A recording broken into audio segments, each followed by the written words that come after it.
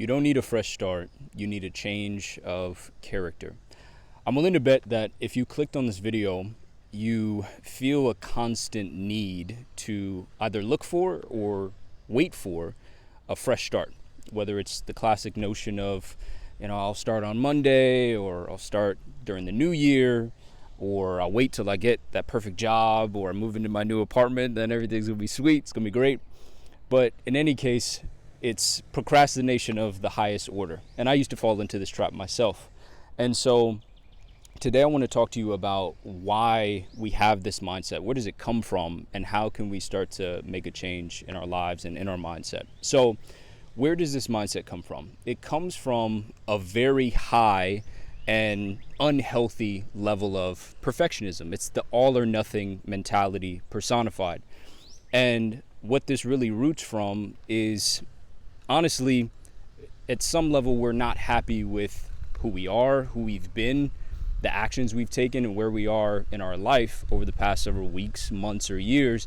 And so we act as if life is a video game and I could just press the reset button, get a blank slate or a fresh start, and then everything's going to be okay. Now I can live life perfectly. I'm going to get it right this time.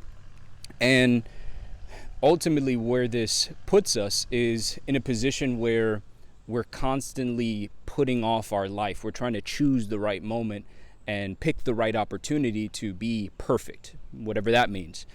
And so I've found two key issues with this. The first is that it basically causes us to put off our life. We're procrastinating our life, literally, in as much as life is passing by. Days, weeks, months even are passing by when you're deciding to wait until your birthday to really start getting on track with your fitness.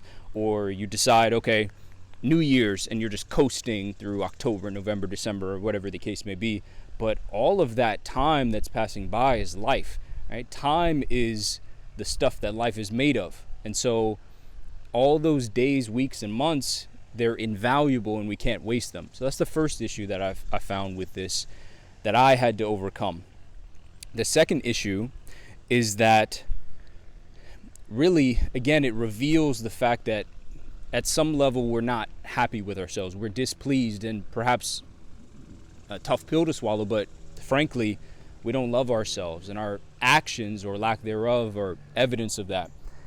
And so we basically are in a position with this mindset where our expectation is perfection. Again, whatever that means, and anything less won't do. We're going to be dissatisfied. And maybe you worry that you won't be respected or appreciated or be able to find and keep love if you're not this perfect person. And so ultimately we have to get out of that mindset and let go. And I know it's tough, it's difficult, because for this specific reason, you know every lie you've told yourself. You know all the times you're inconsistent. You know all the times where you said you were going to go to the gym that day and you didn't go. You know all the times where you said you were going to start that business or complete that certain task and then you let it go to the next day, or you just never ended up doing it. And so you know every lie that you told yourself. And so it's difficult to wrestle with when your expectation is perfection. So with that in mind, how do we start to flip the script? How do we change our mindset to get away from this black and white thinking, this all or nothing mentality, to more so focus on consistency and being satisfied with who we are? Not trying to get a blank slate and reset our life or get a fresh start, but being happy and content with who we've been, and wrestling with the mistakes we've made, coming to peace with those. So let's talk about three things that helped me. The first thing that helped me, and this is where the change of character piece really kicks in. So you have to get to a point where your word is your bond. In other words, you have to get to the point where keeping your word, or should I say breaking your word, is always more painful than following through and doing the work that's required to keep your word. Okay, so your word has to become your bond. That's the first piece. Now, with that in mind, given that you have this all or nothing mentality, you have to, especially with commitments that you make to yourself, apply what we might call a shades of gray mentality. So for example, instead of thinking black or white and you say, hey, today I'm going to go to the gym for an hour, but then several unexpected things come up and it throws you off, right, gets you out of your rhythm. Instead of saying, oh, I'm not going to do anything, you apply the shades of gray mentality, and maybe you're doing a 30-minute workout. All right, maybe you are doing even a 10-minute workout. But here's a key principle for you. Done is better than perfectly incomplete. Done is better than perfectly incomplete. So the real work in this example that you're doing is really not even the workout. That's not even the real obstacle you're overcoming.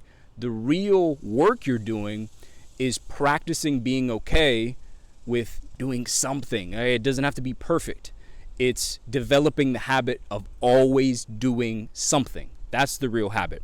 So that's the first piece. The second piece is I actually wrote out a list of all of the cons, all of the negatives, the downsides of this perfectionist mentality, this all or nothing mentality, because as you probably would experience, it gets exhausting. As I go here under the leaves in this tree, it gets exhausting. It's tiring feeling like you have to be perfect all the time. But what I found was that we get addicted to that fresh start, the ideal vision for the future. Oh yeah, once I get settled in my new place, I get this new job, I move here, I move to a different location, whatever the case may be. Well, then I'm going to meal prep and I'm going to be in great shape and all these sort of things. You get excited and you get addicted to that ideal future, so much so that it keeps you holding on to this ultimately negative habit and mindset. So write out a list. Pull out your phone right now. Pull up the notes section on your phone or, classic pen and paper and write out all the negatives. What are the downsides of having this all or nothing mentality? Make them very plain and clear to you. So that's what I did. So whether it's just exhausting trying to be perfect all the time. Because I try to be perfect, I can't be my authentic, true self. I always feel like I'm wearing a mask of some kind. Or maybe I'm just, this is the one that clicked for me, I'm not living up to my full potential. I know that I'm putting off, I'm delaying, I'm wasting time trying to find the perfect opportunity, the perfect moment, perfect season in my life. And so maybe that's it for you. So that's the second piece. The third and final piece, this is really crucial. This is critical. It actually, when you step away from this mentality, it puts you in a position to allow your faith and your spiritual life to thrive. Why is that? Because the way I felt, and you may feel this way, is when you're trying to be perfect all the time, it's like you're grabbing onto the steering wheel of life and you're like trying to be perfect and you're tense. You're like, don't crash, like don't move, don't do the wrong thing, maintain like perfect posture, and you're doing all these sort of things, and it's exhausting. You have all this tension built up. You feel like you have to control everything. But when you start to let go and you're more at peace with your imperfections and your flaws and your setbacks, the things that you did wrong, maybe you're at peace with that, you let go of the steering wheel a little bit, and it allows faith to step in, and as they say, Jesus to take the wheel, right? It allows God to step in and enter your life and bring that peace to you. So the key thing as we wrap up that I want to share with you is that, and I hope this is encouraging, is that God doesn't call the qualified, he qualifies the called.